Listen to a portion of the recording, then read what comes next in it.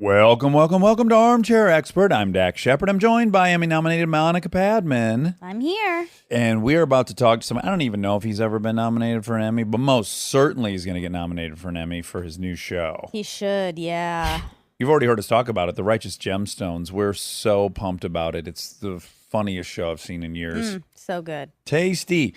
You've probably guessed it already. Our guest is Daniel McBride, a.k.a. Danny McBride. Certainly fallen in love with him in Eastbound and Down, Vice Principals, Pineapple Express, Alien Covenant for a dramatic turn, Ooh.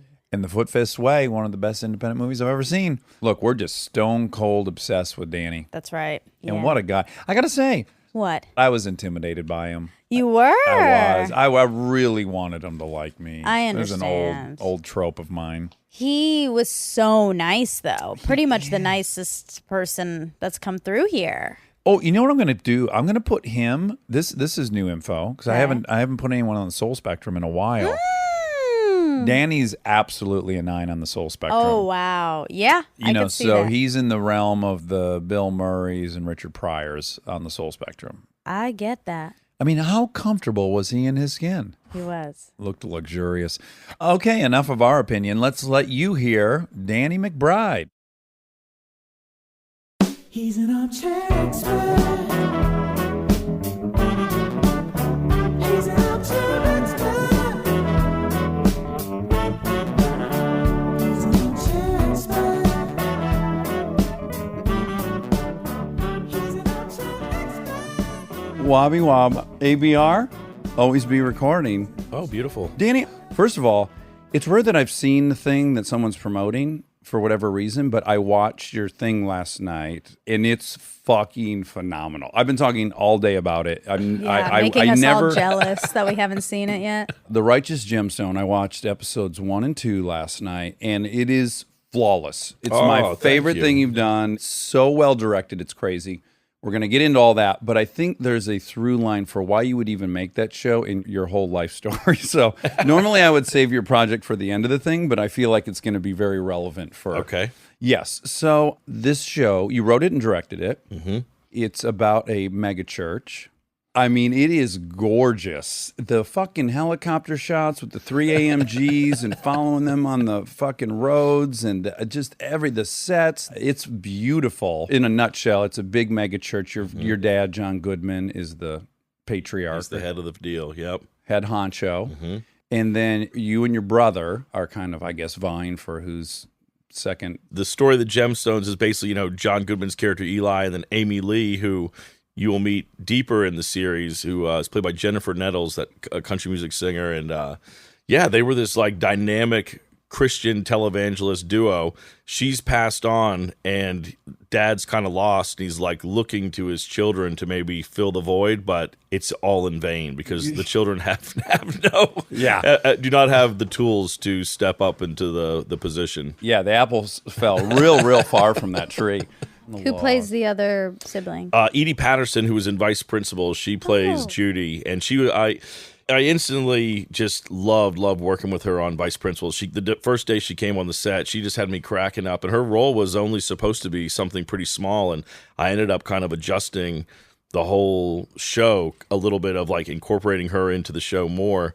And she's just awesome. She's so funny, and when Vice Principals was over, I wanted to try to do something else with her.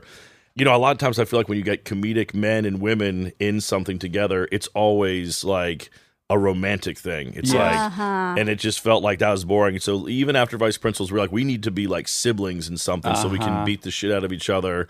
And it's not about whether we're going to like be in love with each other or not. We can just go toe to toe. And so we had that idea. And then as I started kind of developing this, it sort of like made sense to fit her in that way. And then your brother is Adam Devine. Adam Devine, who's really funny. fantastic. I'm trying to think of the word he jumbles, and I was so Wobbles.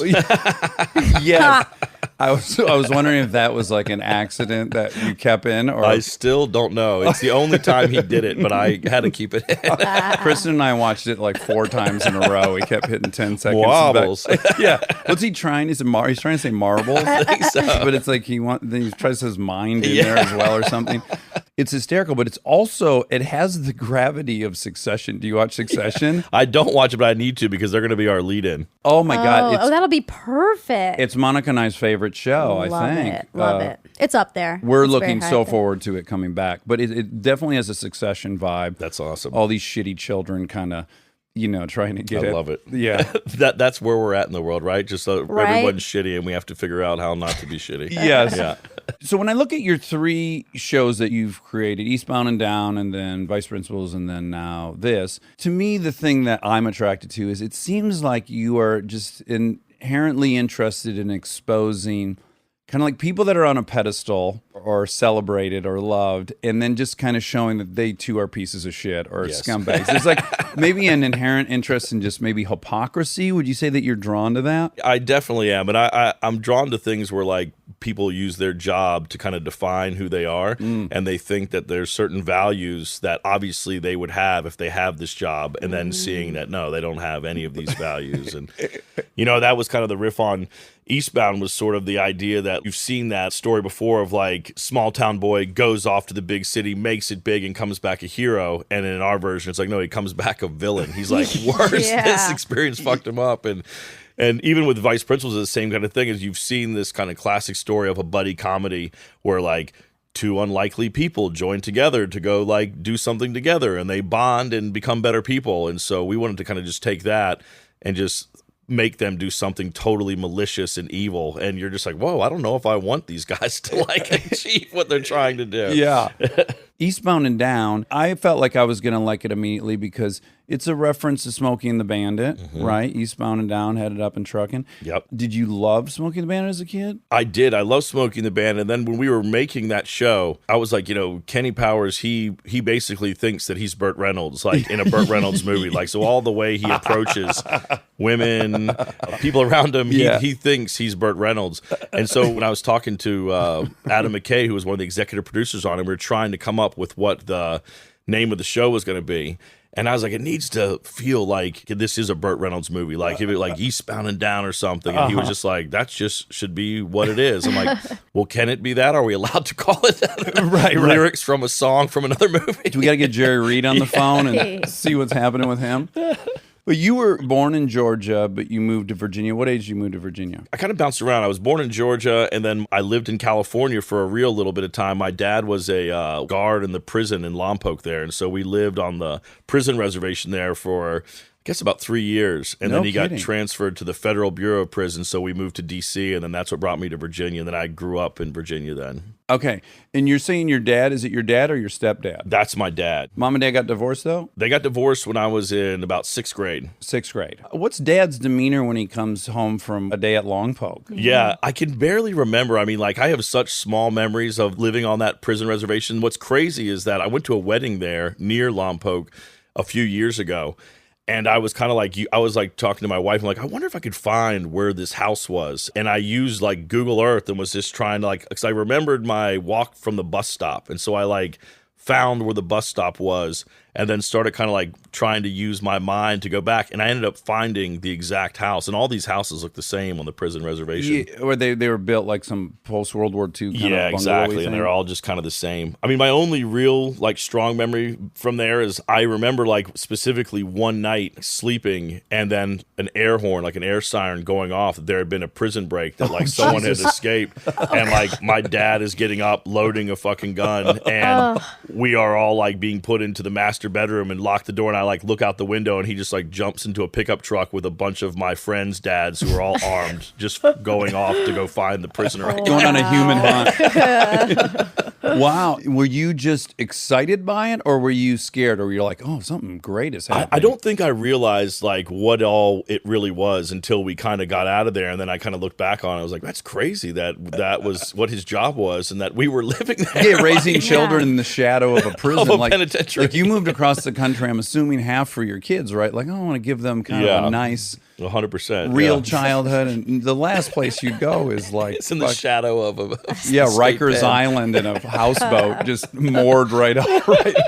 But to bring folks up to speed about my personal journey with you is that you were in Foot Fist Way I loved it. I thought it was the greatest thing ever. And then you and I were up for the same movie, Land of the Lost. Oh, were we really? That's insane. We were up for that movie, and I had met with the director, and it was one of those rare ones where I'm like, I think I'm getting this. Like, this guy and I really see eye to eye. And then you got it, and I did not. And You're welcome, by the way. I took that bullet for you. Well, it is funny if you live long enough, all the stuff you had to have and what you got and how it shook out is all never what you think. But I transitioned from a fan to just jealous of you. Oh. And then I saw you on Sam Jones off camera, and it's one of my favorite interviews I've ever watched in my life. And then I got your email from somebody, and I sent you an email just kind of owning, you didn't need to know this, but I needed to say this. Like, I went from being a huge fan to being very jealous of you, and then discovering I love you, and I should have always loved you, and I just wanted to own it. And it came at a time, this interview, and what was really crystal clear about you in that interview was you, seemingly at least, you might be a good bullshitter, are doing this for the right reason, the reason I would hope to always be doing these things, which is like you love hanging out with your friends and being creative, and you've prioritized that. And I was so blown away by it, and I was feeling low career-wise, and I just found it incredibly inspirational. All that to say, in that interview, when I was watching you from the outside, I was always like, is he a redneck? Or is he someone that grew up with rednecks and has the same love and obsession with them that I did? Growing up, if I would have thought like, oh, you're going to make a career for yourself by like playing a character with a mullet, it would have been like the last thing I would have ever imagined. But it really did just kind of come from, you know, Jody Hill, David Green, myself. We all grew up in southern towns, and we're all guys who like went off to art school, you know? Right, and, right. So we were always sort of spectators in southern culture and never really feeling like we were 100%. You know, especially me, I moved to the South when I was, I guess, in second grade. So it's like I'm friends with kids who, like, their parents have the thickest Southern accents, and my mom's from Philadelphia, and, you know, my dad. You're was, a Yankee. Yeah, and so it's like, you know, I appreciate the Southern culture big time, and I like being a part of it. I think it's like a nice community. But at the same time, I had perspective on it because I was a little bit of an outsider to it. So, you know, some of these characters are all just basically people I feel like I grew up around. Dudes you probably yeah. watched that were 5 years older than you. Exactly. Holding yeah. court and stuff. Yeah. Yeah. Like, I don't know, my town, again, it wasn't Southern, it was in Michigan, but a great many of the people that lived there had all migrated up from Kentucky. And so there was, I've yet to observe it elsewhere, just a hyper masculinity. Oh, yeah. That was just like either you were that or you were nobody. Yeah, it totally. So it's interesting because I then arrived here, and I think for people here in Hollywood, I'm the closest version of that they know. Most people in California too, they're looking at you the same way, like, oh, he's that guy, but you were an artistic kid, right? I was, and like, you know, people will ask me like, do you get upset if people think that you're Kenny Powers or this? And I guess to me, I don't have that much of an ego when it comes to it, so I don't really care how people see me or not, but I kind of honestly take it as like a compliment, the idea that the character feels so realized that they assume that it must not be a performance. You're right. That's the ultimate compliment. I would have assumed you were pursuing acting like that. I mean, you're so funny. You're just so funny. I was like, oh, that guy's always been a comedian. That's what he's done. And then in that interview, I found out, no, you went to film school to be a filmmaker, right? Yep. And we, the art school we went to, you know, it's a state school in North Carolina. And so there's different concentrations. There's like, you go there to be a modern dancer. You could go there to design sets, to be an actor, to do film, to do music. And for whatever reason at the time, the dean at the time did not want the drama students like mixing with the film students. He thought that they would like ruin their craft or what they were trying to teach. Oh. So then we were sort of forced to just like put each other in each other's movies. So then I would just start acting just because I could like memorize lines better than my other friends could. And that was basically it. You knew how to stand on the dot on the ground and say words. You had read that I could kind of like look out of the bottom of my eye and hit a mark without looking down. Yeah. Yeah, you were saying your first kind of acting was doing a favor for David Green? Yeah, he had an actor drop out of All the Real Girls. David Green, you know, he was a year ahead of me in film school. He lived next door to me in the dorms. And so he was one of the first guys I met at School of the Arts. And I just instantly thought he was awesome. I liked what the weird shit he was making. I just thought that he was unique and he had this vision. And I kind of like wanted to just like follow in his footsteps there because I liked what he was doing there.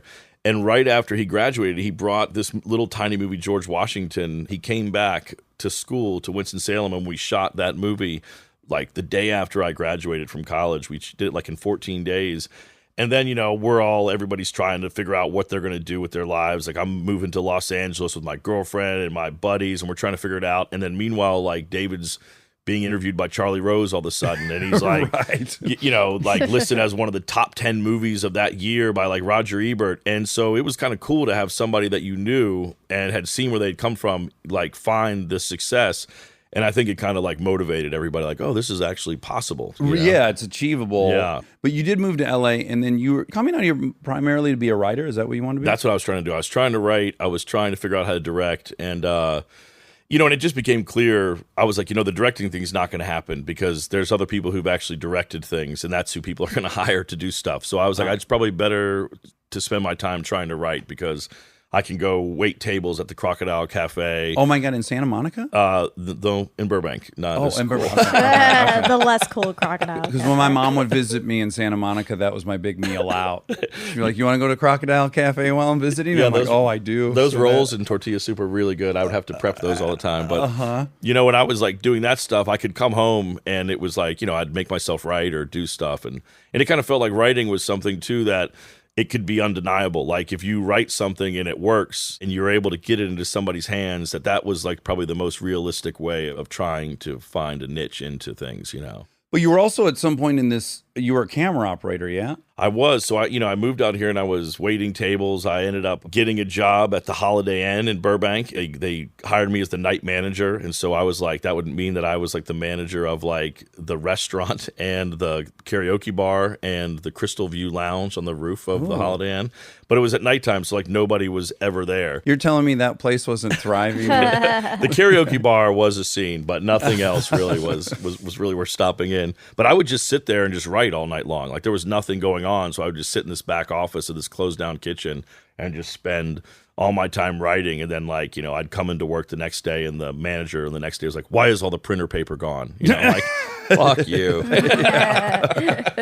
So how'd you end up operating a camera? So I had a buddy who worked at this post-production company in the Valley, and they did a lot of work. I mean, this isn't even a job anymore because like technology's like aced it out, but it was this thing called motion control, but we would use it in regards to like still photographs. So it's like that Ken Burns effect of you put a still photograph down and it like you zoom into the Makes face it- of yeah. the settler, And it doesn't it plane out a couple of things too? Like Yeah, the exactly. background gets separated somehow. Yeah, exactly. And so, he was doing this for History Channel, Behind the Music, all that. So I got a job doing that for a while. We got to actually work on some cool shit doing it. We got to work with Stacy Peralta on that Dogtown and Z-Boys. Yeah, that was cool. That was pretty awesome. But it was basically just sitting around all day long looking at still photographs coming in and just like pushing in and pushing out on them for a few years. Yeah, what would you do? Would you have like some macro lens and you would focus just on some aspect and it would blur out everything else? Yeah, well, I feel like we pioneered this effect because there was only like 3 people in the country that were even doing this. It's like it was such a rare thing, and then somebody invented a plug-in in the Avid that just does it in there. Like, put us all out of business. Yeah. But we would even like cock the pictures up sideways so there'd be like some like depth and you could like rack between people. And then we had our bosses looking at us like, yes, these guys are innovators. Like, Well, I don't want to make too big a deal out of it, but I will not forget the first time I saw that in a fucking documentary. I was like, what's happening here? They shot this with 2 cameras. It's 3D. What? I don't even have the glasses on. I felt like it was a tidal paradigm shift. I was into it. it was interesting. And then even at the time, I kind of felt like I'd been out in LA at that point for like maybe 3 or 4 years. And I kind of felt like, you know what, this is a steady gig. If it doesn't go any further than this, it could be worse. You know, I could still be at the Crocodile Cafe. And so I felt a little like hypnotized into little just comfortable. like, maybe this is it. I'll have benefits. I'll have health insurance. Yeah. And then David called about All the Real Girls and wanted to see if I was there. And I'm like, man, I just got a steady job. Man, what are you trying to do? Yeah. And so, but it like woke me up from my haze, and I like quit the job and like went down there to go do that. That just kind of woke me up and was like, man, you know what? I came out here for a purpose. I need to not just settle for something. I need to kind of be uncomfortable until I get to where I really want to be. Yeah. And what's your overall temperament? Are you an optimist or are you pessimistic? I think I'm pretty optimistic when it comes. I kind of felt like when I got out to LA, I was like, I didn't feel like the competition was stiff. I felt like it was a matter of just being able to persevere, because I felt like a lot of people were not really putting their all into it. I would see people complaining about not getting where they want, but at the same time, they weren't really working on it. They would like sign up for a class, an improv class, and think that it should all just happen, or you know what I mean? But it didn't feel like the people around me were really working hard on it. I was like, I can do this. I can stick this out. I just have to figure out how to get a job that doesn't make me want to kill myself in the meantime. Right. So you go do that movie, and then how quick after that is Foot Fist Way? So I think that was 2003 was that movie. And so then it was kind of like, oh, maybe this is what I want to do.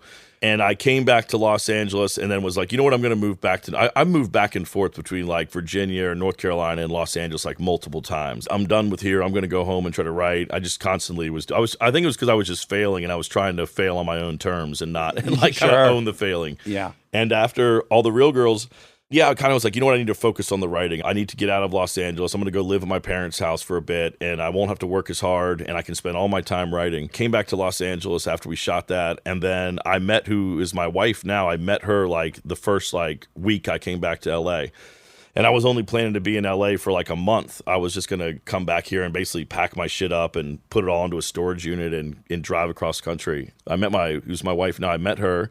And we just instantly hit it off. And I was like, where'd you meet? We just met at like, I lived in this apartment complex on like Fairfax and Santa Monica, right around there. Mm-hmm. And it looked like the Karate Kids apartment complex. It's a shithole. And she knew somebody that like lived in the apartment, completely random, just bumped into her. And yeah, it was like, God, fuck, I just met this girl and now I'm like moving back to Virginia and I didn't really know what to do. And so I asked her if she wanted to drive cross country with me. This was like only like 4 weeks into dating. It was like, why don't we just like, this could be the grand send off. We'll go on this trip and then we can say goodbye to each other. And we just had this like incredible cross country experience. I mean, like we're eating mushrooms in Utah together and going down to New Orleans and just had this amazing time. And then forgot where you were even going. Yeah, and I spent all the fucking money I had saved up too on the trip. So like, I was, I said goodbye to her at the airport, and that was supposed to be our like goodbye, and then both of us were like not ready for it. So then I found myself just like broke at my parents' house, and I couldn't go back to Los Angeles now because I didn't even have any money for like a security deposit or even gas or anything. So she was sort of the beacon. I was like, you know what, I need to knuckle in. I'll get a job here. I'll save up money, and then I'll do some writing, and I'll come back out there. And so I ended up like living at my parents' house for like, I guess about like 8 months, and I was bartending. Is she an actor? She's not. When I met her, she worked with like deaf and blind students at LA City College. She was just kind of like would help students with special needs. Yeah, and I just liked that. I liked meeting somebody that didn't like have any interest in what this industry was. I thought it was like refreshing out here. Yeah, I went the other direction, but yeah. You went in, but she seems pretty cool. Yeah. But yeah, I got a job bartending at night, and then I was like substitute teaching in the daytime. And that was kind of like where the idea for Eastbound and Down kind of came from. Is like I was there subbing, and then like felt like I had to like weirdly explain myself to these high school kids that I had real dreams and visions, and that I wasn't like going to be around here long. And that's sort of like there's nothing better than like worrying that these kids understand like I have a bigger mission just so you pieces of shit know I don't belong here. So let's get into it. Everyone open your book. It's exactly it. And that was really where Kenny Powers came from, was just that idea that I thought that I was like somehow better than this, living on my parents' couch. But yeah, I moved back to Los Angeles then, had my money, moved back in, got a job with a better motion control company, was making real money. And then Jody Hill was like, I want to go make this movie in North Carolina. Would you want to do this? And I was like, yeah, let's definitely do it. And is that is he from there, or just because y'all had gone to school there? He's from Concord, North Carolina. And he actually, when he was in high school, like he started a Taekwondo studio in Concord. Yeah. Because he genuinely loves Taekwondo. He genuinely was into it. Yeah, Jody was like bullied when he was young, and so he got into like Taekwondo and martial arts. Yeah. Have you ever talked to Seth Rogen about the fact that he was a real avid martial arts student? It's pretty awesome. I was like, where do you think your confidence comes from? He's like, I think karate. And I'm like, well, that's not the answer I was expecting. It weirdly does. I used to make bad grades in elementary school. Like I didn't pay attention or anything was my problem. And I started martial arts when I was like in 5th grade. And then all of a sudden, like, my grades turned around overnight. I wasn't like fidgeting with my balls all the time. I was able to like be calm and No kidding. So you genuinely had studied it too. I studied it for 3 years and I liked it. I thought it was cool. But then what happened to me is I got good at it, and my like sensei saw like promise in me. So he moved me up to the advanced class, and I was like 12 years old. And I was just getting my fucking ass beat by My 16-year-olds, 17-year-olds that I ended up just quitting. I just didn't like it anymore. Now, did you originally get into it because you liked martial arts movies, or were you fearful of the guys around you? I don't know what it was. I think it was just probably from movies. Like growing up in the 80s, like ninjas were like the coolest thing you could be. You know? Absolutely. I had a bunch of throwing stars. And so I thought somehow that like taking martial arts, Ishinru karate at the Parks and Rec would teach me how to master these throwing stars. Yeah. I had homemade nunchucks that I had Yes. made out of like a doll I cut in half and put like a fucking plant hook in the end, and I would be fucking really getting into it, and one would just fly off and like go through the drywall, and I'd have to explain it to my mom.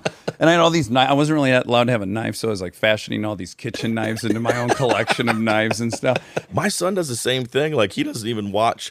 I mean, culturally, obviously, like ninjas don't have the power they used to have. But like even my son's the same way. I mean, like from when he was super little, he was always turning things into weapons all the time. Yeah, I don't know what it is. So we have bad genetics for us. Yeah. So you do Foot Fist Way. You know, I know this guy. There's a bunch of them in my town, and you guys must have made that in short shoot, I would imagine. Yeah, I think it was like maybe 16 or 17 days. And where'd they get the money for it? Jody, him and his brother and his dad, like basically put it on credit cards. Oh wow. Yeah, and I think we made the whole thing for like 70 grand, and then we shot it on film. It was shot on 16. Yeah, and then when it got into Sundance, like we had to finish the movie. So then the movie's budget like blew up to like $400,000 to like get it rushed and get it into the festival and everything. But it was wild. I mean, honestly, to this day, it's still, I think, my favorite thing that I've ever done. Like that feeling of us just doing it ourselves, and like when it was over with, like how excited we were, and like we partied our asses off for like the next like 18 hours. We like wrapped at like, I think like 7 a.m. and we were like up partying. You know, we never stopped drinking until like the next day. Like, I guess we should get into the edit room at some point, but we did it. You go to Sundance with that, and just even like submitting it, you have a feeling when you wrap it, right? Which is like, oh my God, we did this. We shot every word on the page, and we went to all the locations, and we did it. And then there's, of course, you go through the second phase of editing it, and then maybe your perspective shifts a bit. But you could could you feel like, oh, we did something great, cool? I couldn't tell. Like, it was one of those things, like, even just seeing me in it was kind of a little bit like, well, this doesn't seem like a real movie. I'm in it. And, and then, and, you know, it was like, even what that movie is, it's not like, it's kind of similar to what we do now, where, like, it doesn't hold to the standards of a genre, like, weirdly too dark in places. Yeah. Other times it's silly. So there was like a tone thing that I was like, you know, are people going to get this? You know, going to that art school, we were friends with a bunch of musicians. Like that was like the other guys we'd hang out with all the time were these like very talented group of musicians, like Ben Best, who created Eastbound with us. He was a musician, and this guy Joey Stevens, who still does all of our scores and soundtracks now. And we just basically turned to those guys and were like, help us make sense of this tone. We need like a fucking soundtrack that rocks and like lets people know when it's okay to laugh and when it's okay to like feel real emotion, so we can kind of cue the audience into knowing that we're in on these tonal shifts. Yeah. And so those guys like really, I think, helped bring it together. And then we've like, that's just been our recipe for everything, is that we really like zero in on what the music is, because I think the music just really helps no matter what it is, if it's Vice Principals or even in Gemstones. Helps you just like the audience know that like this tonal shift is not an accident. You're on for something here. Yeah, I think the first time I became aware of that watching movies was like how Scorsese would use that. Like he would have this great, raucous, fun Rolling Stones song while someone's getting their ass kicked. And you're like, oh, good, I'm allowed to enjoy this. Yeah, This he music's wants me telling to. me I can enjoy it. Exactly. But, you know, and I'll do this several times while we talk, and I am in no way implying I'm making the same level of shit you are, but I have made shit, and I will say, I too have a sense of humor that I think, because I grew up around a lot of violence and I was fucking blackout drunk for years, I think that stuff's really funny because I've lived through it. But then you start showing it to like an audience and you realize like, ooh, my personality, like scarier stuff that I find funny is a little too much for people. We get that all the time. Like people will constantly talk to us about like, when do you think you've gone too far? And I'm just like, I don't even think about any of this stuff being far at all. Like I feel like it just seems normal to me. Yeah. The testing part can get a little, you like it checks your compass a little bit. 100%. You know, honestly, the testing part is what kind of made me like shift my priorities once I started to finally get into this industry and figure out what I want to put my time in. When we had to get like, I mean, I think Foot Fist Way, I don't know why they even tested it, but they tested it and it scored like a 36. It was like Sure. a bomb. And then I realized, I was like, man, there's nothing we make that's going to survive this testing process because we're intentionally trying to put people off with some of these things. And so that's going to be reflected in these scores, and it's always going to equal the same thing, that none of this shit's going to score well. Studio's going to lose interest in it. They're not going to like... They're not betting on $60 million yeah, and then we're going to have 37. Yeah, we'll have a fart come out, and then everyone will like be less inclined to do it with us next time. Yeah. Well, what's interesting is we now live in a niche model, but you didn't when you first had opportunities. It was very much still like, no, it's got to be as broadly appealing as possible. 100%. But now it's all about niche, you know, like Totally. Fleabag. I love. Have you seen Fleabag? Yep. Yeah, it's great. Fucking phenomenal. There's no way that appeals to everyone, but the people it appeals to, it's like, that's my religion, that show. Yep. And it's awesome that that's the environment now. But at the beginning, it's rough. Yeah, and I feel like it's TV. I feel like with movies, so much has become about what those numbers are in the first weekend that it just, like, that's the story. That's the narrative. Where with television, I feel like it's more about people finding shows Word and of sharing mouth. it with their friends. And it feels like a more organic way to, like, discover something, I think. Yeah, the days of, like, these movies would just hang out for 3-4 months and they'd gain momentum over the years. Like, that just doesn't now happen. Just to make you feel good about not getting Land of the Lost, me conquering you for that role. I remember when that, like, you know, I had a blast on that movie, and it was just an interesting thing to kind of see, like, oh man, I don't really know what's up. I mean, I thought that people would like this, but people hate this.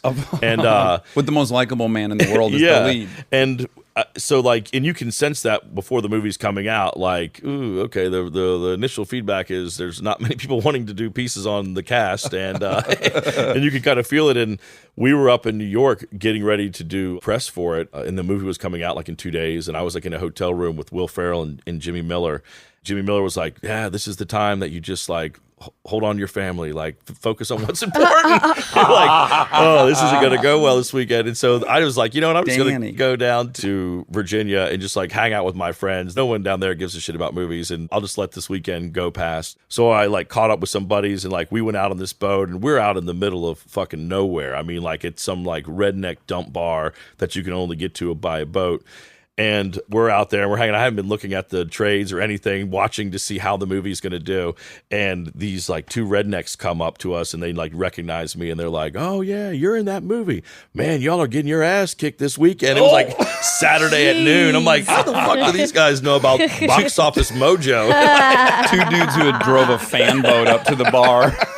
Just catching alligators. I mean, even worse, I saw you got a C- Cine score, so it's only going to do a 2-time multiple at best. It's exactly right. But that was like a weird turning point for me, where I'm like, man, if these guys are paying attention to the box office, it's like, you know, if that's the judgment of success, this is over for anybody who wants to make anything left of center. Oh, I noticed it. Like, I've been watching 60 Minutes since I was a kid at my grandparents' house, and I started noticing when they would do, like, they have the little breaks in 60 Minutes where they give you a little sports update, like in the second act, and then they'll give you a little financial update, right? Like what the Dow did that week.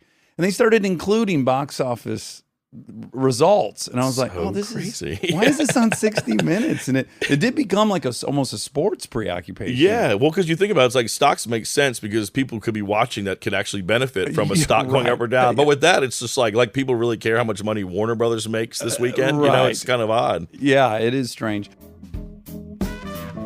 Stay tuned for more Armchair Expert, if you dare.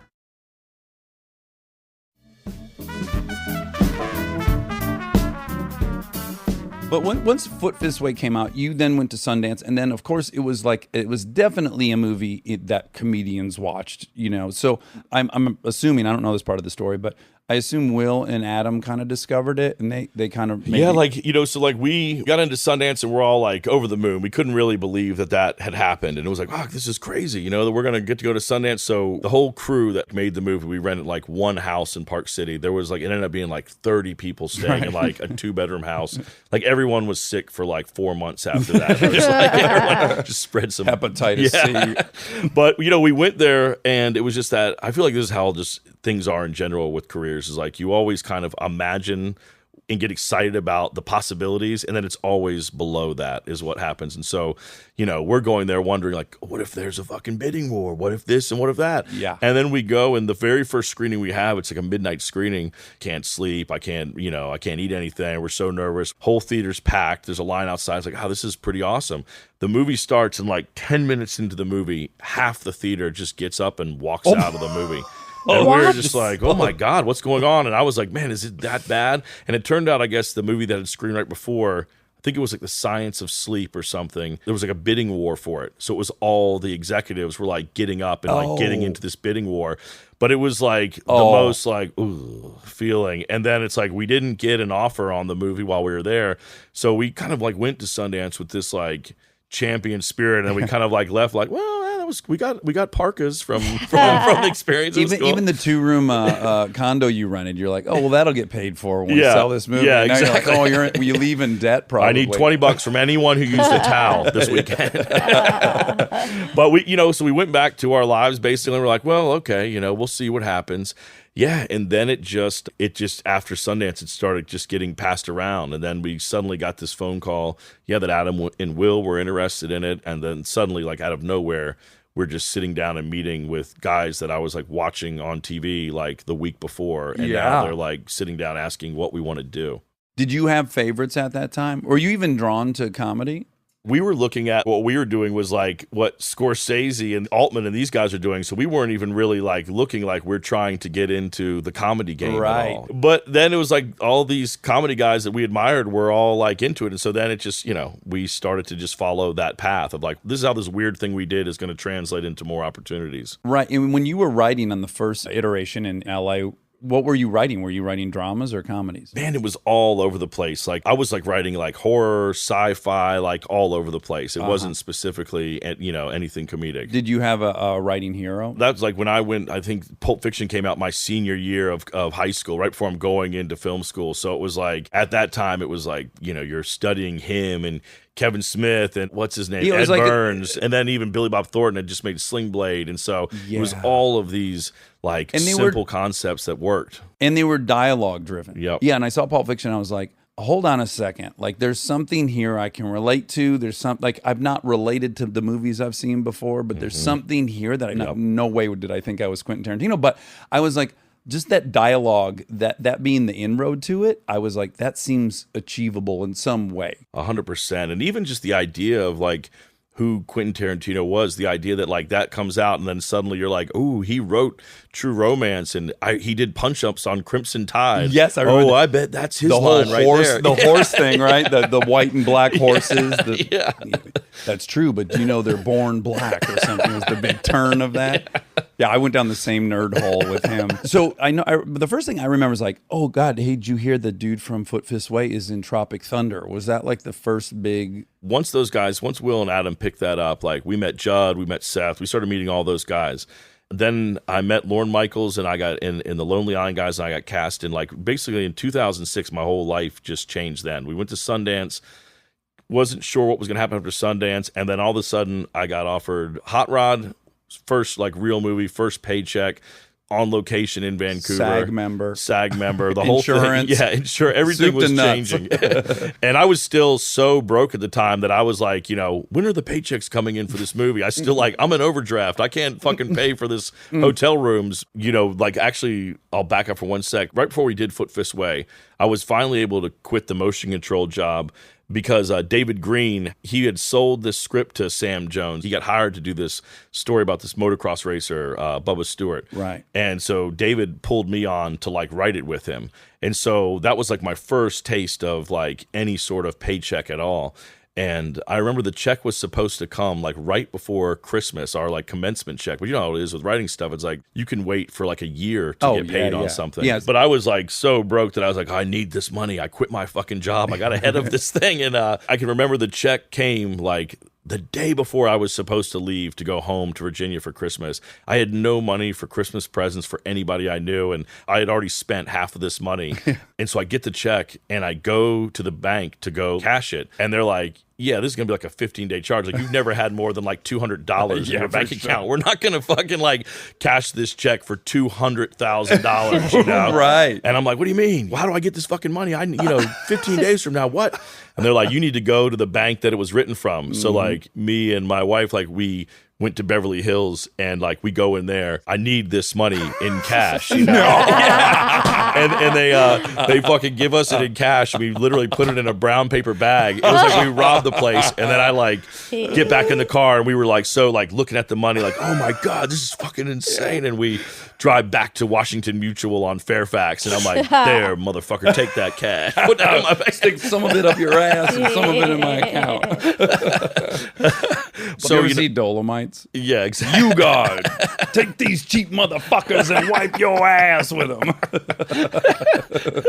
But not all of them. I need that. That's our presence. But please, the majority, just use the ones to wipe your ass, and please put the 50s and 100s in my account. When you went back to your hometown, having just had that fucking paper sack full of cash, are you just like at the bar buying everyone drink? I mean, are you on 100%. fire? Yeah, this is never going to end. You know, it's like, wow, you can burn through $200,000 a lot quicker than I thought you could. Yeah. But we as like, you know, so after I got Hot Rod, while I was shooting Hot Rod, Seth Rogen and those guys cast me in Drillbit Taylor, which was like another comedy. And then right as I got that, I got cast in Heartbreak Kid. So it was like suddenly, you know, going from no movies at all to 3 movies back to back. Productions were having to negotiate when I was out of one movie and when I could get into the next one. And, you know, and it was just this like whirlwind for these like 6 months of like bouncing between these 3 movies. And I met Ben Stiller on the Heartbreak Kid. And yeah, while we were shooting, he just told me, he's like, hey, I'm doing this movie Tropic Thunder, and there's this role. Would you be interested in this?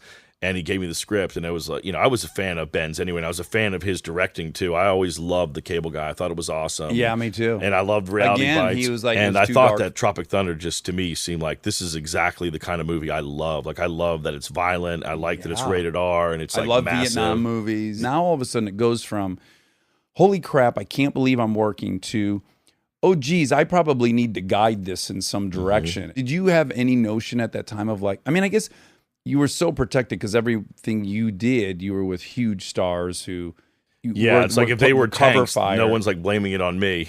Right. But were you thinking about that yet? You know what? After that first year, I started thinking about it because I was just, at this point, I couldn't believe I was even getting the opportunity to do something. It was kind of crazy, the idea of getting a paycheck to do something like this. But as we started doing Eastbound and Down, and we sold the pilot of Eastbound and Down that same year as well. And then as we kind of like got back into like zeroing in with Jody and we're writing this, it kind of like just reminded me of like, I want to do my own thing here, and I need to make sure I don't like ruin all this goodwill, just like appearing in other people's stuff, like blowing all my material out, so that then when I'm like trying to do my shit, it's like people have already seen all the moves and it's over, you know? Yeah, totally. I'm wondering, would you have set up Eastbound like 2 years later? When we got into it, just from doing Foot Fist Way, I just saw the writing on the wall with movies. I really did. I had to convince Jody that we should try to sell a TV show. He didn't see what the upside of it was at that time. And I'm like, I'm telling you, man, like the way that this movie stuff is going, I didn't know there was anything with this testing. Like, our shit's never going to work here. It will never work. We actively, I feel like, are trying to isolate people sometimes when we make stuff. And I'm like, that's not the recipe for success, you know? Yeah. I mean, I would watch it even I'd see guys like Seth Rogen, and those guys are so incredible with being able to navigate that testing process. Like, they use that shit as a tool. Like, they're able to, like, go in and they're not offended when the audience doesn't respond to a joke. They're able to, like, use all that stuff constructively and, like, create something that works. And for us, we were like too precious. We couldn't survive that process. We would like get that criticism, and instead of using it and bettering it, we would like double down and be like, these idiots don't know what they're talking I'm about. going to let that beat play 4 seconds longer. Yeah, now. we had the wrong attitude for it. And I think I saw right before we shot the Foot Fist Way was like when Ricky Gervais's The Office came out too. As the comedy goes, like just sitting down and watching that all in one, I was like, man, this thing has affected me more than anything I've seen in theaters lately. Like this is pretty incredible. And I loved how small it was and that you could sit down and watch it in kind of like one long weekend. Yeah. To me, I was like, this is what we need to do. Like our comedy would work like this. Yeah, you're really lucky that you recognize that early on. And it's so true. I was driving home. I was like, what's the last movie I fucking loved in the movie theater? And I can name you 15 shows I've watched in the last 18 months that like it was my whole life for that week, and I fucking love it. And I can't wait for another thing. And it's just it's crazy how it's shifted. And it is. Me personally, I way prefer television now in general. Yeah, I mean, there's so many things competing for you that I just find like even the best movies that come out, it's like people talk about them for like a week. Yeah. And then it's just kind of over with. It's sad. Yeah. So what's your wife's name? My wife's name is Gia. I wrote that down. Gia, but I think I was confused that it would be Gia. Yeah, that's what everyone, like even when I first started dating her, I always like would just kind of like mumble her name because I'm like, I know it's not Gia. Just but hit the Gia. let's go out. That's what I would do. I was with a gal for 9 years, 7 of those just abject failure, and then started making movies and money. And I started getting to basically realize my dream I had had for so many years. It was not easy on our relationship. All of a sudden, I had money. I was very bad at sharing it in a way that didn't make her feel guilty. Like I bought her shit, but I reminded her I bought her shit. Or like I'd complain about a bill I paid, and she'd be like, "What the fuck's wrong with you? Like last year you made $6,000. This year you're making hundreds of thousands. You're offended by the CPK bill." I just was not good at it. I also think our whole relationship, people definitely remembered her more than me. She was way better looking than me and smarter. And then all of a sudden, people remember me everywhere we go. And it was a hard transition. Was yours easy, or did it have challenges? It had a few little challenges, but, part of the thing that was awesome about me and Gia is like, we just never fight. I mean, we're one of those like annoying couples that just like, our big fights are like, do you want the comforter? No, I don't want the comforter. Like, are you sure? Look, if you want the comforter, just put the comforter on. So don't ask me if I need the comforter. It's like, that's the extent of our fights. So even just doing this stuff, it's like Gia's an artist. She's like a painter and a photographer and a chef, and she understands this sort of lifestyle, and she's self-sufficient. She can kind of like do her own thing. The logistics of the career are such that you're going away to shoot Tropic Thunder. I don't know, where were you, at Philippines or something? In Kauai, yeah. Oh, in Kauai. Okay. So she either has to come, right, if you guys want to be together, or I don't know, you guys are all flying back. Anyways, I could see where it'd be, I would feel like, well, shit, now I'm just kind of a little attached to this freight train, and I'm the caboose, and I'm just going wherever this guy's career takes us. Yeah, 100%. I mean, I always felt that for like she would come with me on a lot of those early movies. Everything was happening so fast that we were just kind of like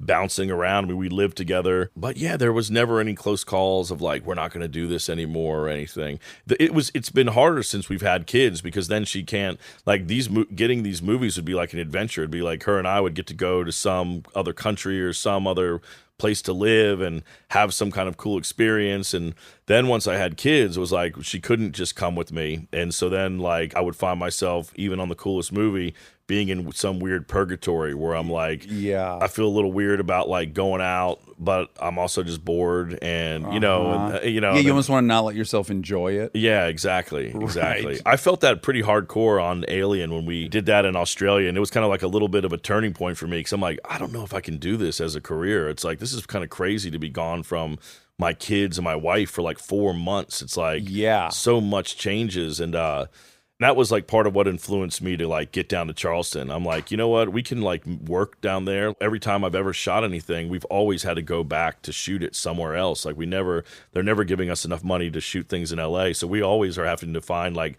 a tax incentive. Yeah. And David Green and myself were like, well, that was just part of the reason. Like, let's just go try to work somewhere where we don't have to like uproot our whole lives and like miss out on so much of what's happening with our kids. And Alien was pretty tough, because that's like a dream job to work with Ridley Scott on a movie and a franchise like that. And I found myself like loving the working experience, and then just like, but having to do like a ton of soul searching about what I was doing. Yeah, right. Because you're like, It's a great privilege to get as many things as you dreamt of. So I recognize it's such an enormous gift to be able to find out that maybe your dream in life isn't as important as you thought your dream 100%. was, right? It's odd, yeah. Were you a huge fan of that? Of Alien? Oh, yeah. I mean, that was insane. I mean, like, you know. You were great in that. Oh, thanks a Because lot. you know it's fun when you go like see a comedian take that swing. You're like, okay, how's this gonna go? Is he going to be the one who ruins the whole movie? Yeah, totally. There's always that risk, you know. It's insane. And then, like, I was just like, man, I want to be in the zone. I'm not trying to bump the tone of this thing. I got to figure out how to like fit into this. And then like Ridley's like, yeah, we cast James Franco as Catherine Waterston's husband who dies in the beginning. I'm like, fuck, my first scenes in this thing have to be with Franco. It's like, it's going to be so hard to shake the idea that I'm just like one of the crew members. Yeah. Well, you're waiting for one of you to pull a joint out or something. And then you also, right, there's probably a voice in your head. I don't know if like my favorite comedians that have transitioned into drama is like Bill Murray's The High Watermark, where he doesn't pretend he's not Bill Murray. He doesn't like try to, you know, knock down everything interesting about himself or quirk of his. He like embraces still who he is, yet pulls it off. So I would imagine part of you was going like, no, I still got to be Danny. Like I got to find some level that's the right level. 100%. It's like I would often think about how filmmakers, the choices they make in longevity, but with actors, because I didn't have any interest in doing it, I never thought about some sort of roadmap of like, well, how do you do it? Gia, my wife, her uncle is Cheech Marin. No. Yeah, and so like that explains the mushrooms in Utah. Yeah, exactly. You know, I met him at like when we were even dating. I'd meet him at like Thanksgiving or Easter with their family. And then as I started finding success, like talking to him, he like told me this thing. He's like, yeah, you know, enjoy it, make the right choices. He's like, comedians have about 7 movies. That's about what you get. And I'm like, man, I never thought about that. And then I started kind of thinking about the guys I like. I'm like, I guess that is about what it is. You know, like you get about 7 movies and then people have kind of seen what you do and they're ready for somebody new. But when you kind of started looking at it that way, I was like, well, how about the guys who had more than 7? Like, what do they do? You know, and even just somebody like John Goodman, who's in Gemstones, it's like you look at him and it's like, man, it's a pretty insane career. Oh, one of the best. And the idea that he's been in so many funny things, and then he can be in the Coen brothers, and even he was in TV when TV wasn't cool. I mean, he was able to go from Roseanne and then still be in Arachnophobia and like all these other summer blockbusters. Yeah, he's keep it up. This was what I was wondering when I was watching it last night. Do you get... Wait, before I even ask this question, because I'll forget. On Tropic Thunder, Nick Nolte. Were you like, give me Nick Nolte? Let me talk to him about 48 Hours. What was happening at his prime? Were you interested in that at all? 100%. You know, I spent almost all my time on that movie with Nick Nolte because he and I were in all the scenes together. And the way that movie worked is, it was long. We were in Kauai for like 3.5 months or something. It was crazy. And the way that worked is it was such a fast-moving machine. There were so many parts. Like, every single day you were on call. They never told you if you were really going to work or not because, like, if there was weather or whatever, they would change things. But in Kauai, like, the only place you get cell phone reception is basically at the hotel. Like, if you want to go do anything, there's not really reception out there. So you had these, like, long periods of time where you're basically just, like, stuck in a hotel room where everyone else is on vacation having fun. And you're just kind of, like, waiting to see if you're going to have to go into work and do walk your through thing. the back of a scene. Yeah. And so Nick was staying in the same hotel I was, and we were on the same schedule. So as the movie went on, it would be like my phone rang, like, have you heard from him? And I'm like, no. I was like, do you want to go snorkeling?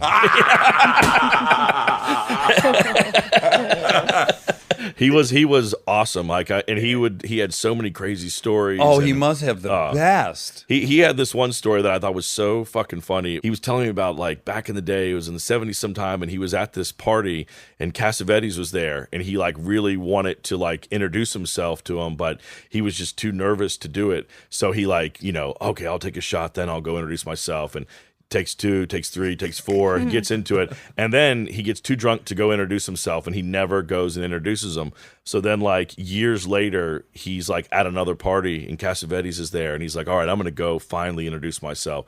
So he goes up to him and tells him, it's been one of my biggest regrets that we were at this party and I never introduced myself. And Cassavetes like, what are you talking about? We like fucking party until the sun came up. I was on the back of your motorcycle for half the night. Oh man, that's the best. So when my first movie, Burt Reynolds was in, and he's my all-time the favorite. And so every day at lunch, I was the annoying. I was like 28, I think, on that movie. I could knock on his fucking door of his trailer.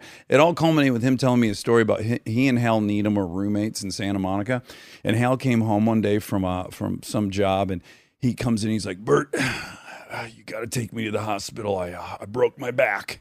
And Bert's like, I don't think you broke your back. You don't think you'd be able to walk or whatever. He's like, but just take me to the fucking hospital. So he takes him into the hospital in Santa Monica. They put him in the little gown and everything. They give him an x-ray. And they conclude, yes, he has broken his back. And he's got some fluid in his lung. And so I guess Hal was flirting with the nurse. They're going to have to take fluid out of Hal Needham's lung. So the doctor's going to put a needle in his back. And then he's asked the nurse to hold his legs in case he collapses.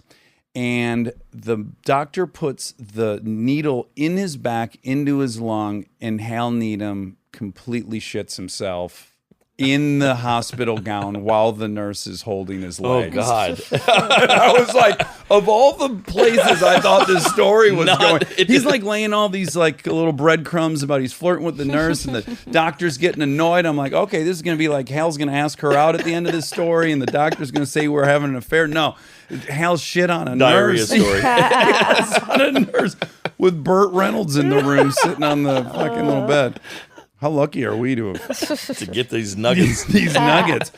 Of all the movies you did, this is the end. I thought that was one of the scenes where I was like, oh, they fucking turned him loose and he just delivered something that couldn't be written. That's just the greatest. I mean, all the jerking off and throwing and all that stuff. Is there a high point as far as all those movies you did in that stretch? You know, that movie felt like that was the end of that chapter in a way. You know, it's like they don't really like make those movies as much anymore.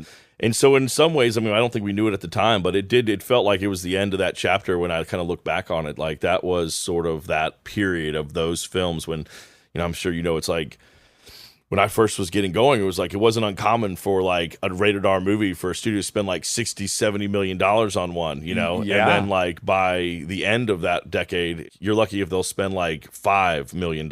So it was just this period where they were letting people just do wild shit and rated R shit. And, you know, it's just not the same anymore, you know? Yeah. Yeah. Then it kind of turned right after that, right? Yep. Yeah. Stay tuned for more Armchair Expert, if you dare.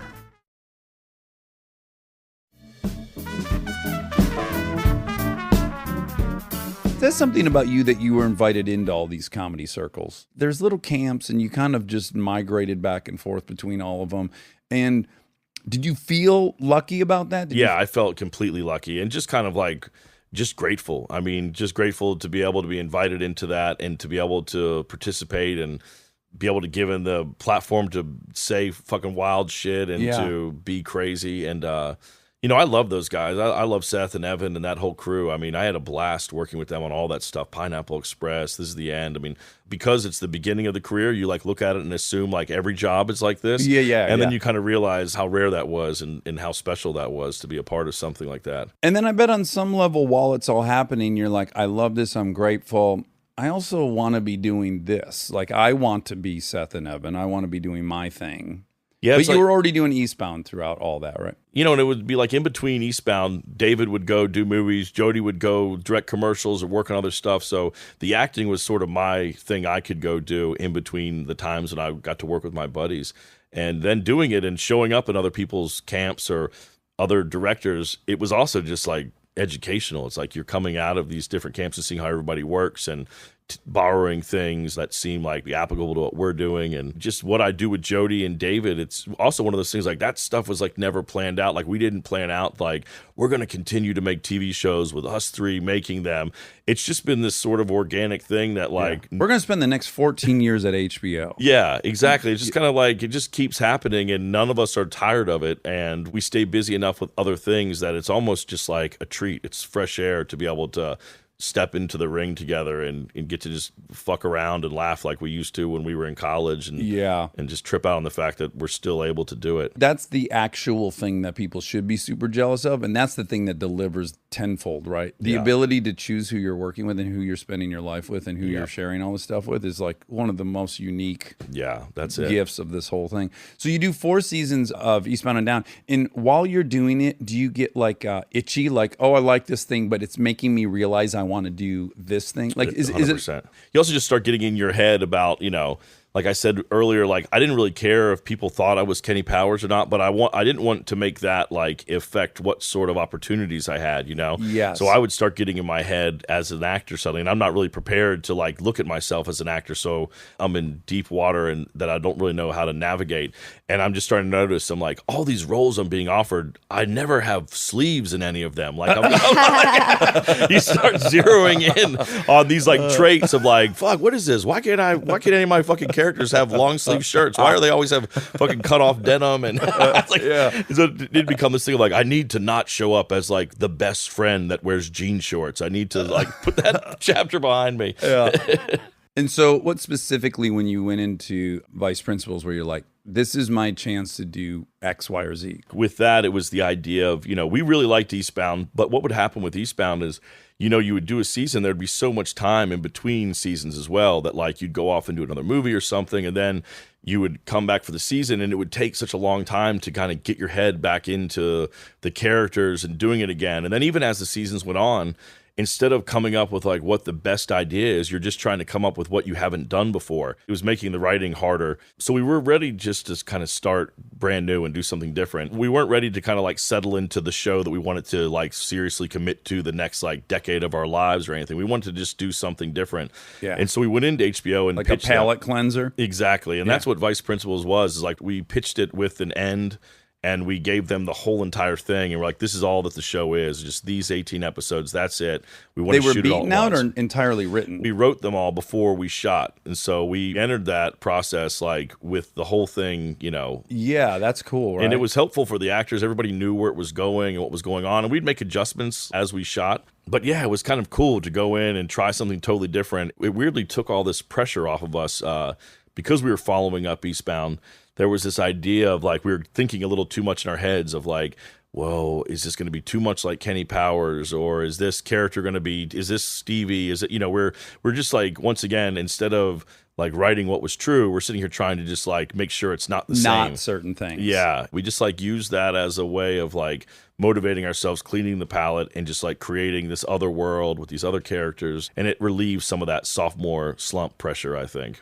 Eastbound's definitely episodic. Like, I don't need to see episode 4 to enjoy episode 7, right? And for people who don't know what episodic and serial is, like Friends is episodic. Each episode, the title of it's the thing they're going to handle that day. Mm-hmm. And then serialized is fucking House of Cards. Like you got to see every episode. So to me, it seems like it's been inching towards, and now The Righteous Gemstone seems very, very serialized. Very serialized, yeah. That's a hard show to drop into in the middle, I think. But that's kind of what's exciting about it, I guess, is that it all comes back around to that idea of feeling a little lost in the world of features, about being able to get that material through. The idea that suddenly you have like 5 hours to tell a story. Yeah. I don't know. Like, you can be way more unexpected. People aren't going to see every beat coming because you're following some 3-act, 90-minute structure. You can really start going out there and getting even crazier with what you're doing. Yeah, but it's a little more intimidating, isn't it, as a writer? Because I'm sure you're watching all these shows I am where it's like, holy shit, it added up to that, and they fucking planted that there. That was amazing. Did you bring some outsider in that had some experience with a really good serial? Did you add anyone to the mix? Or no, just kind of like, that's kind of always been my strong suit, is like structure. Like, it's the part of writing that I've always liked the most. It's like really? Just figuring out how something lays out. It's almost like just creating a mixtape and like figuring out like where all the ups and downs are going to be and how you're going to bring it back around at the end. Yeah. I've always liked that. And so I think that's why I've been into writing for TV, is that you look at those episodes and you just like, to me, I see like a weird, beautiful mind Venn diagram Yeah. where I'm just like trying to connect all these Do you dots. use a board and cards? What do you? Yeah, I use index cards usually is what I do. Is I'll just like beat things out, but then we'll start writing and we'll beat out the index cards enough to give us confidence that like it's heading somewhere, and then we'll just start writing and then just do it, and then it completely changes with every episode you write. Because you like identify potential runners and stuff. Exactly. And little payouts. General arcs for characters or what you kind of want to build to. Who's going to be the bad guy? Who's going to like have some redemption? You know, just like these general ideas. Yeah. And then as you kind of start writing it, they start to reveal which ones work and which ones don't. And then the other pattern that seems to be emerging is that visually you're spending more time on it visually. Is that accurate? Yeah, for sure. Like with this, I feel like part of the scope of the show was like need it to make the world feel real. Yeah, 100%. You know, like I wanted these guys to feel like they really, like they're good at being televangelists and they really do have real success. And I just thought it would make the comedy of the stuff that they were doing just seem that much crazier that they like have this gigantic audience. And I didn't want it to be like they're the most successful televangelist family and then we shoot it on some shitty stage in a community theater that doesn't really look like it has scope, you know? Oh God, I think it's everything. It's like in Godfather, if they're at a pizzeria the whole time calling shots, versus you go to that house in Lake Tahoe and you're like, oh, this is what like they're doing. old money shit. This is the real thing. Yeah. Yeah, and the scope of your show is like huge. Those houses, is that stuff all in North Carolina or South Carolina? Yeah, it was all in Charleston, South Carolina. Yeah. Oh, it is. Yeah, so we shot all around there, and the church, the mega church, it's the Coliseum in North Charleston. That's where we built that church, and it was really funny because when we were in production, you know, we had to push all of that stuff in the mega church till the very end of the season because the ice hockey team is like playing in there. And then it was like the ice hockey team like made the playoffs. And if they suddenly went any further, our production would be fucked up. So we weren't rooting against the local And hockey team. probably something you told HBO, like, there's no worry. The hockey team's not This like is they're going to a hockey team in South Carolina. Nobody here plays hockey. Yeah. And they kicked ass that season. Now, I remember reading, I guess this was probably like 10, 12 years ago, that the Charlotte Hornets arena had been sold to some evangelists. Do you remember that? That does sound familiar. They had 20-some thousand people attending that service yeah. on Sundays. And that's kind of when I started getting fascinated with it and then finding out like, oh, these dudes have private jets. Oh, yeah. Some of these, like we looked up the Joel Osteen or something. What was it, Rob? He's doing 45,000. Yeah. Yeah. Yeah, 45,000 parishioners a week are coming through. That's absolutely insane, isn't it? It's crazy. I mean, if the guys who can do it, I mean, it's an insane business model. It's like $100 million kind of tax-free. Tax-free. God bless. And you grew up Baptist? I did. I grew up going to a Baptist church. My parents were both like really involved in the church. My mom did puppet ministry. She would minister to the children with puppets and. So I watched all of that stuff like for years. I was like, we always lived at church. I never liked going. When I was a kid, I would like pretend like I was sleeping as the family got up for church, just like hoping that they would have forgotten about me and that like it would be too late for me to get a shower and get dressed and they would let me stay home. But that never worked one time. Is it safe for me to assume you're not a practitioner of any religion? Our like adventure with religion was like, you know, we went hardcore. I mean, like we were there all the time. My parents were so involved in it. And then my parents got divorced when I was in 6th grade, and my dad kind of ran out on us. And suddenly it was like, here's my mom who works in a department store at the mall. She's got 2 kids. We're living in an apartment, and you're thinking like, you know, maybe this church that we've donated all this time to will be supportive. And instead, the people there like basically like turned their back on my mom. They shamed her for getting a divorce. And so, you know, I was little. I think I was in 6th grade when this happened. But I can remember like seeing my mom and like knowing how much the church meant to her. And now she just didn't even feel like she could enter the church. And so for a few months, she still would drop me and my sister off at church on Sundays to go. And we did it. And then after a few months, it was kind of like, what are we doing? Like, why are we going to this place every Sunday? Like, it's not, you know, it's done. And then we just never went back. And then that was kind of the end of it. And I remember distinctly having like mixed feelings about that, even at that age where I dread it going to church. I hate it sitting in those sermons for an hour, not being able to do anything and having to just sit there and listen and just like draw pictures. And so uncomfortable. So uncomfortable. But then that feeling that you would have when it was over and just knowing that like, yes, the whole day's ahead. And then there was like when we stopped going, I had this weird, like I kind of missed it. Like I kind of missed being forced to do something I didn't want to do for an Yeah. hour. And when I could suddenly just sleep in on Sunday mornings, Sundays, like that afternoon Sunday wasn't quite as special anymore. Yeah, it's like we as a species have this kind of implicit desire to repent. Like you want to go somewhere and then be like, yeah, I suffered and now I can stop hating myself. I can and go chill. beating the shit out of myself. I did it. Now I'm good for 2 days. Yeah. Yeah, there's some aspect of that I did like about it.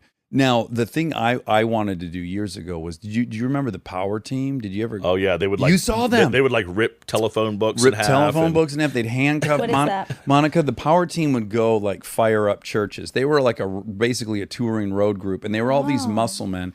They would handcuff each other together, and they couldn't get out. And then they would recite some scripture, and then the fucking guy would jump up and kick the other guy in the chest, and they would break the handcuffs. And like the power of the Lord was obvious and present. Yeah. And I even as an 8-year-old, I was like, I'm not seeing the connection between Yeah. the Lord. This is a good and deal tearing here. a phone book in half. And then even better is these guys, most of them were they claimed ex-steroid and cocaine abusers, and they'd give their whole life story as a testimony to like, look how good life is now that I found the Lord. And they would be like, I was doing 14 ounces of cocaine a week, and they'd get a little too dark. to church Yeah. youth groups. And then they would fucking like one of the ways they demonstrate the power of the Lord is they just break chairs over each other's backs. I mean, none of it made Wow, sense. wow. And I desperately What a wanted group. to do a show about being a Power Team Oh, that's member and funny. like still being gacked up and shit. And, but funny enough, when I had that idea, I was with Jimmy Miller for like, I don't know, a year, maybe. He was my manager. And I was like, he's like, I love it, but he's like, I don't religion. I don't know. Good luck. You know, like selling something about religion still dicey. And do you feel like it's like there just really has? I mean, I guess there was big love, but certainly there had to be talks. Like, are they allowed to tackle this? You know, who knows what will happen? I mean, people get outraged over anything. So, I mean, I'm not fearful of people like being outraged. But there's a part of me where, you know, I kind of understand in some ways why there is an outcry sometimes when Hollywood tackles religion. And I thought I was like watching anything I could of like, well, who else has tried to tackle space in here? I think they make the mistake of like, they like make a joke out of what people believe in. Yeah. And I feel like that is just like kind of obnoxious. And it's like, that would piss me off if it's like someone who doesn't understand where I come from or what I believe. Or the is gonna, value like, it's adding to my life. Yeah. Like, I think that is wrong to do. So I think with this show, it was like, we're not trying to say anything about what you should believe in and what you shouldn't believe in. We're not trying to comment on the Bible. We're commenting on these like hypocrites who are basically fronting this operation and like basing all their value on like these morals and these ideals, but then not adhering to any of them themselves, you know? Yes, that's very obvious, right? When you start watching the validity of the Bible or God or that version of it's not on trial at all. It's just Yeah. these people that have clearly manipulated this text. Exactly.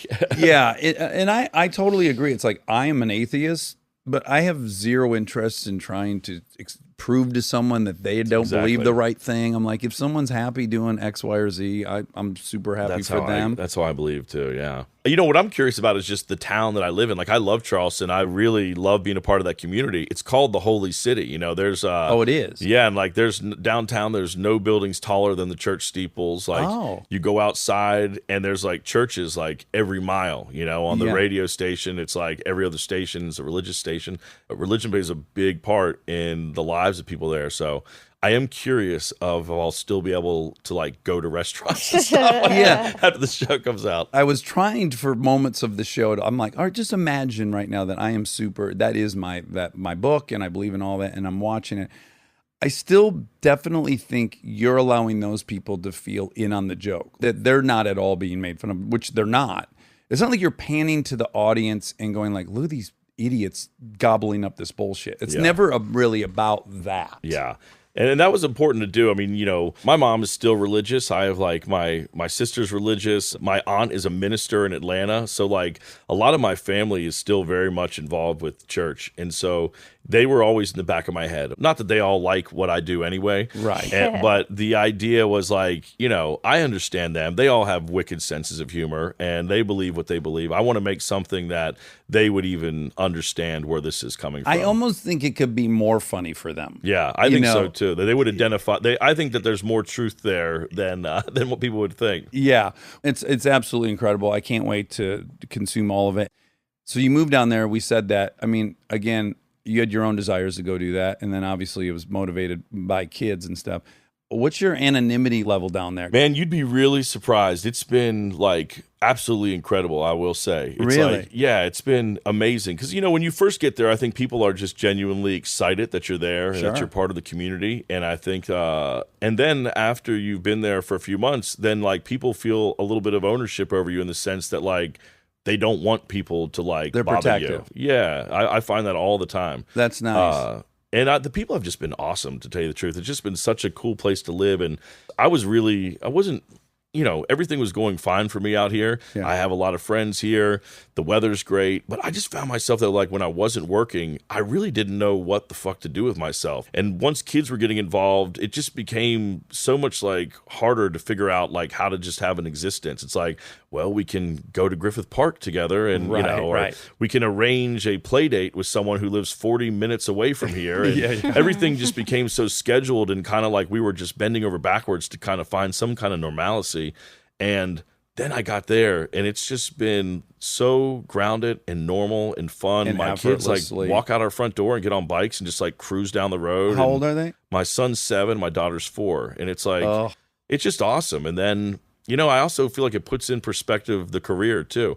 Like when I was here, I would drive down the road and I would see billboards and it would make me stressed out about like, fuck, it's been a while since I've been on one of those. I need to get to work, and Yeah. and then there you kind of realize like none of this shit really matters that much. It's Yeah, like we yeah. get really in our heads about it, and it's important to do your best at what you want to do, but you You just, don't need to eat, sleep, yeah, live it. yeah, and 20. like even when you make something that doesn't work, it's like no one here's keeping tally of that. These people are just living their lives and Dude, working. if you never worked again, it would be very fucking impressive, as it should be. Yeah, you know? Yeah, And, yeah. like, I don't know. It's good to keep that in perspective. It makes you Yeah. not beat yourself up so much about the stuff that doesn't work and the stuff that does. And is the 4-year-old? I have a 4-year-old daughter, and it's getting outrageously fun right now because her yeah. fucking personality is like Oh, thriving. popping. Yeah. Yep. And is she funny? She's so funny. She's the funniest. I mean, like, they just got in last night here. They flew in separately from me because I had to come early. And so my wife and my son and my daughter got here.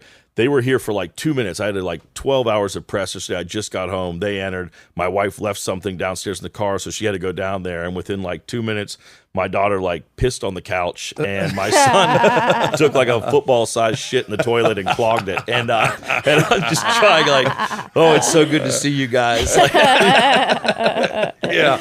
Yeah. Thanks for reminding me of my primary purpose immediately. I'm just cleaning up after you guys. Yes. Well, Danny. Wait. Sorry. Oh. I wanted to say one thing. I thought maybe you were going to bring it up. When you were on Sam Jones, one thing that we talked about a lot after, because we both loved that episode, was you were talking about reviews and how reviews are kind of bullshit, and you kind of delineated comedy versus drama in a really, I thought, like profound way with its math. And comedy's so specific because you have to like write a joke that then will pay off 3 scenes later, and everyone thinks you're just kind of looking in the mirror and doing funny faces. Yeah. And it's so not that. It's not. I feel like it is the hardest of all to do because, Yeah. I mean, if you sit in a theater when people watching a drama, no one's reacting. You're not assuming that the movie's not working. You're just like, Yeah. oh, these people, they're feeling it. And you're in a comedy, and if you're in there for 5, 6, 7, 8 minutes and nobody's laughing, it just makes the whole thing implode. Feel like a failure, yeah. Yeah, you're in a ditch you got to climb out of. Yeah. Also, there's no tricks in comedy. I can't put the perfect song with the right push in and blah, blah, blah, and Yeah. make the emotion happen with these other It devices. has to just work. But I mean, it's funny, even just doing press. It's like doing press for Halloween or Alien or this. They just don't give comedy any respect at all. They don't No. those things are so easy doing a press junket for something that's not a comedy. It's like they work harder on the questions. They have more respect for what it is. And then with comedy, you feel like a lot of times you come in with those reporters and they're like disgusted by you. Just like, ugh, Yeah. You can fake a drama. You just really can't fake a comedy. It's not going to happen. All right. I adore you. I sure hope you'll come back. Oh, and thanks talk for having more. me. This has been awesome. All right. Good luck. Everyone watch The Righteous Gemstone. I can't. We're watching more of it tonight. It's so fucking good. All right. Bye. And now my favorite part of the show, the fact check with my soulmate, Monica Padman.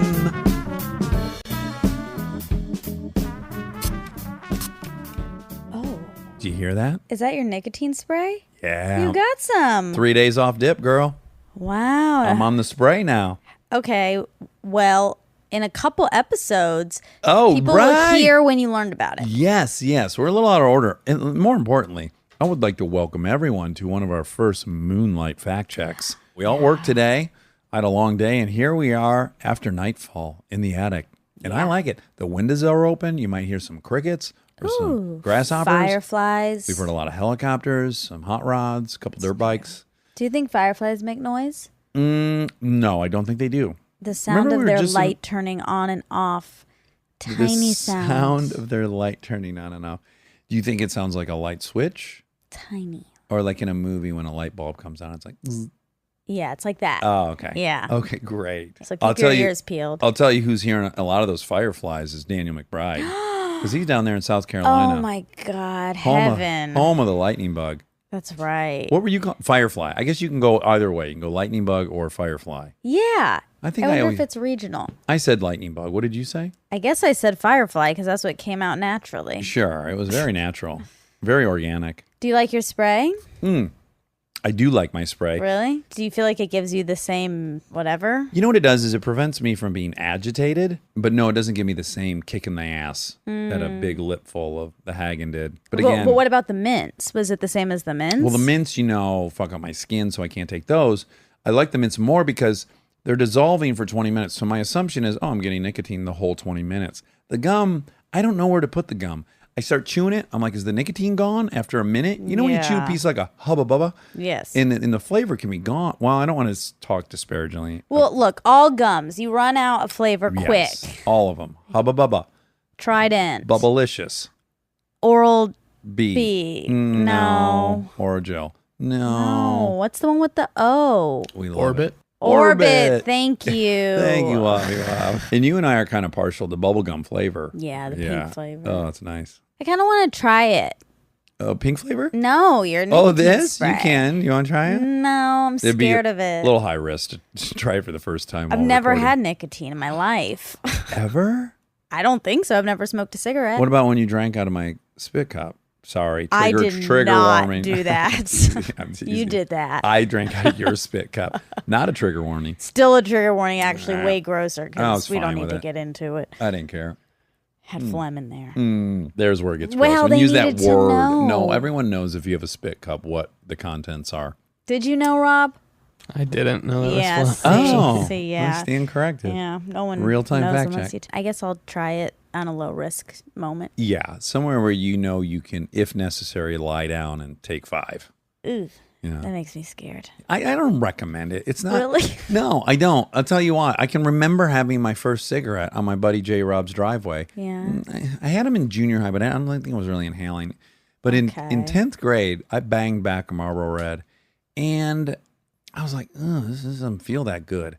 And then 20 minutes later, I wanted another one. And then it starts feeling good because you want it. Yeah, But it's not but a the great- actual feeling itself is not good. It's not a- What it's is not a wrong great- with everybody? It's not a great buzz. It's not a quality buzz. Okay. Of all the buzzes I promote, this is low on the list. And the one you're most addicted to. Yeah. Anyway, fireflies.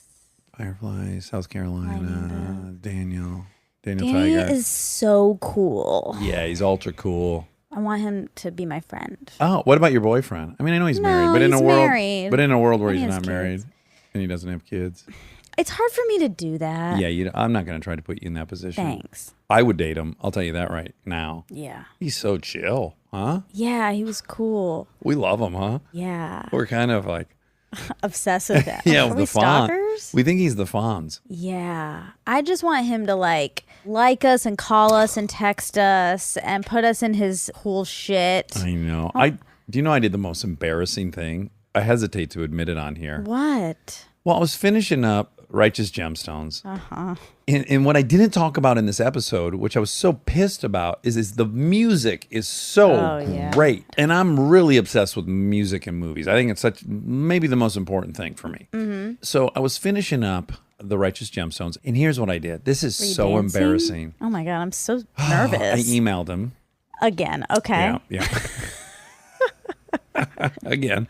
And I said, hey, bro. Hey, cool guy. Fucking love the music. Wait till this turn. You're gonna have chills. I go, oh my God, the music's so good, blah, blah, blah. I mean, and I said, go into like what I like about it is it's stanky. It's fucking stanky. Okay. It's like dirty. And I said it would pair well with cocaine and whiskey. And then I said, and I had owned it. I said, I'm embarrassed to say this, but I really want you to see Hit and Run because the music, just the music. I want you to see that we have the same musical taste. I really need him to think we have something in common. Isn't that so embarrassing? I hit send and I immediately, if I could have hit delete and taken it away. Why don't they have that button, by the way? That's crazy that they don't in 2019. Well, They do. They do? A Gmail. If you go on the browser, Unsend? it has undo for a little bit. You might have to activate it though. Oh. I'm going to look into that. I could see where this though would be a tricky slope for some people. That I could see people spending their whole lives writing and deleting emails. That's true. Because all of us get a little pang of, we're begging someone to watch something we made. Yeah, That's most relatable, people right? know about that. Yeah. So they can see that I have cool musical No, but taste. people can relate how to embarrassing. wanting other people to like you and Yeah. doing some extreme things to get people's approval. Yeah. Did he respond? He did. Super cool. good. Yeah, man, I'll check that out. I mean, didn't even ignore it. I was like, here's what he's going to do. He's going to read it and he's going to ignore it. Because how do you even respond to that? Cool, dude, I'll check out your movie. Really what I wanted to say was like, just get the soundtrack. Okay, still. That's even weirder. Yeah, I don't even know if this soundtrack is available. I don't know if my movie has a soundtrack or what. I'm sure it does. And I don't want you to be embarrassed. Okay. I don't like it when you're embarrassed. But No, but I don't want you to be embarrassed, and it's okay. He liked you. I don't know though, did he? Yeah, but I don't- Well, okay, here's what I want. I want him. Of course, he liked me, fine. But I want him to connect on a deeper level, know. where he's like, "Ooh, we have the same stanky rhythm. I know. We like that naughty music." I know. You know? but 'Cause I feel like you that's- want him to just find it organically. But I'm afraid he's not going to. Why would he ever take the time to watch that movie? I know he 7 might years not. old. He might not ever do it. Yeah, But I don't expect him to at all. no, I mean, well now he's probably like, oh God, I gotta watch it, and then I gotta email him back.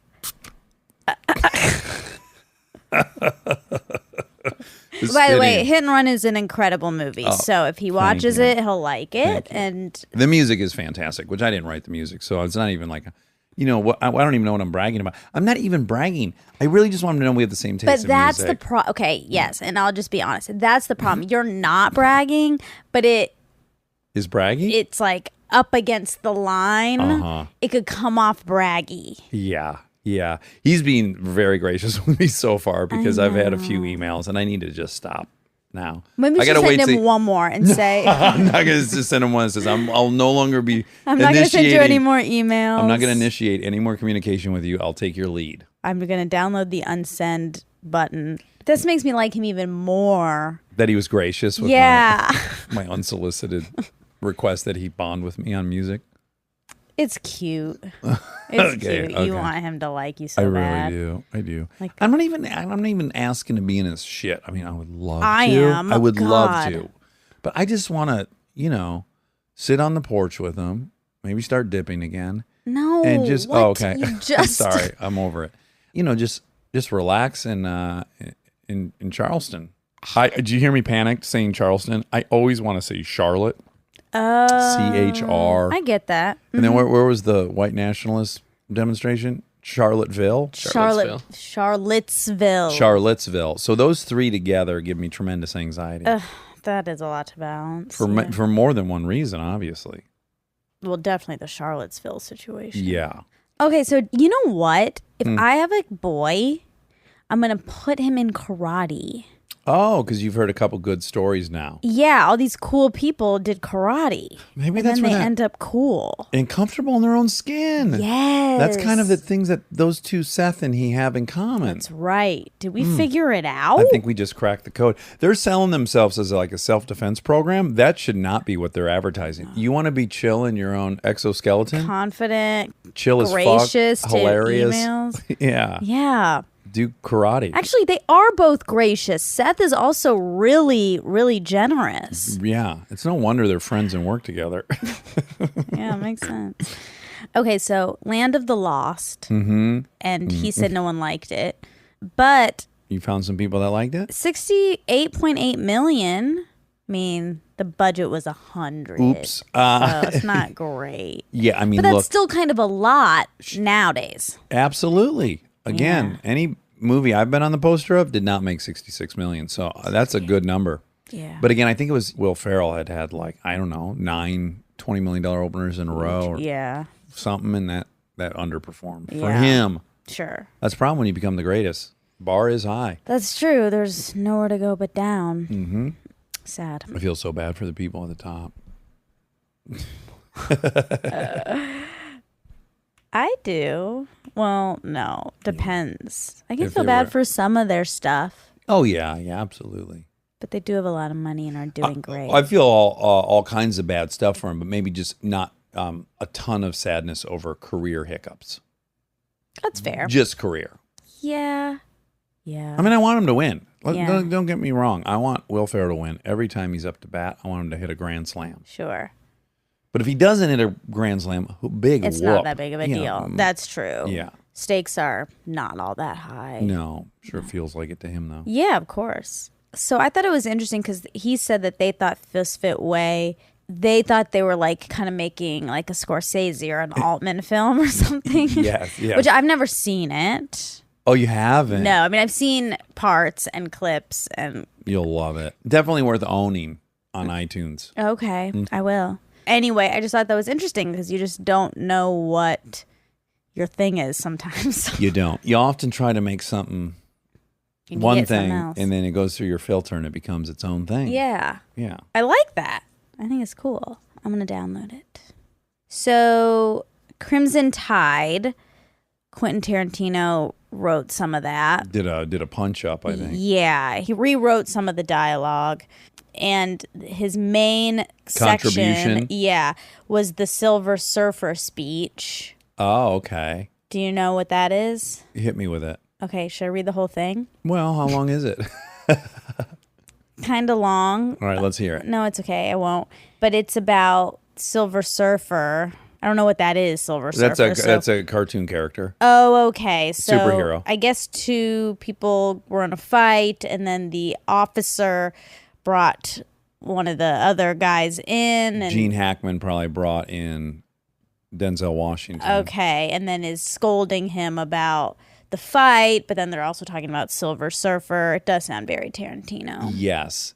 And then there was a whole thing, we touched on it in the episode, there was this whole thing about it got racial between the two of them. Yeah, but I didn't see that. Yeah, so Gene Hackman basically says, do you know of these horses? They're the greatest horses in the world, blah, blah, blah, and they're all white.